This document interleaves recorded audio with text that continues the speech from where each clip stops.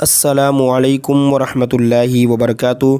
नाज़रीन, उम्मीद करता हूँ आप सब खैरियत आफियत के साथ होंगे।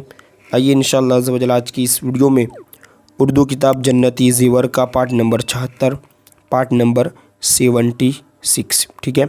और इससे पहले 75वें पार्ट में हमने पढ़ा क़यामत की निशानियों के बारे में। बहुत ही इम्पोर्टेंट और बहुत ही यूँ कह लीजिए कि महत्वपूर्ण पार्ट रहा वो। उसमें बहुत सारी बातें बतलाई गई क़यामत की निशानियों के बारे में।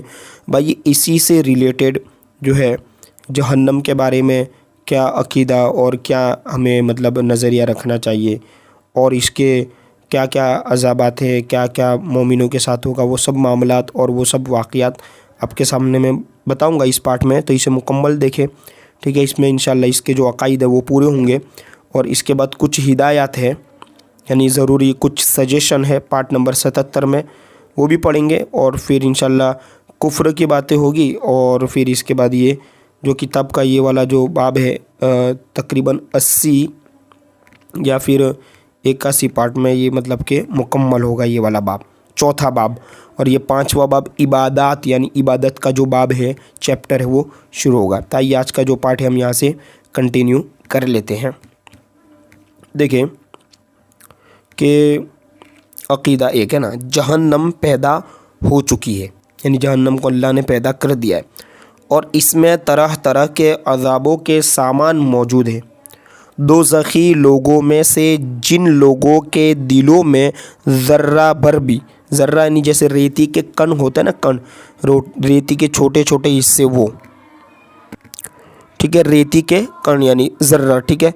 तो ज़र्रा भर भी ईमान होगा, वो अपने गुनाहों की सज़ा भुगत कर यानी उसे ख़त्म करके पैगंबरों और दूसरे बुज़ुर्गों की शफ़ाअत से जहन्नम से निकल कर जन्नत में दाखिल होंगे। यानी जो ईमान होगा, मोमिन यानी ईमान वाला होगा, ठीक है।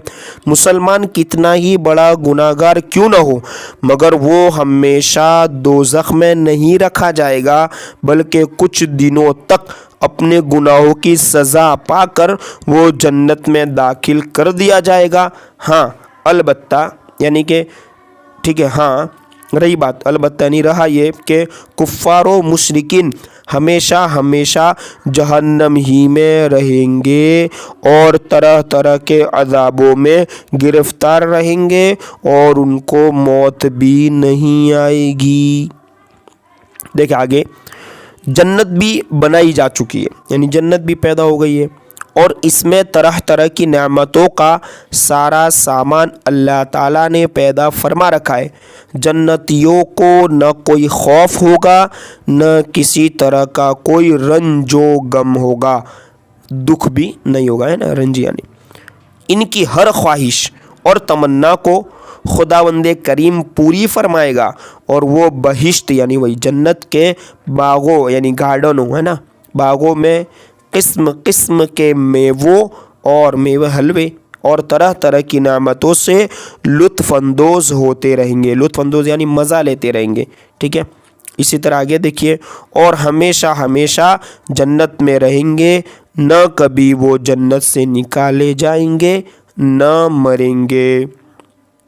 आगे तीसरा अक़ीदा, शिर्क और कुफ्र के गुनाह को अल्लाह ताला कभी मुआफ़ नहीं फरमाएगा।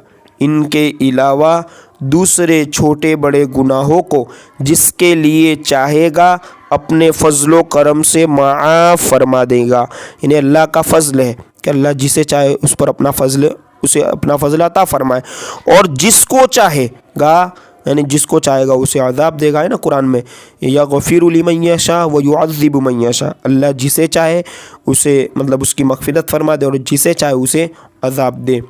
अज़ाब देना उसका अदल है ना, और माफ़ कर देना उसका फ़ज़ल है।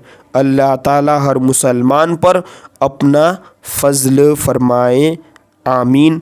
आप भी अगर वीडियो पूरी देख रहे हैं तो कमेंट में आमीन ज़रूर लिखें।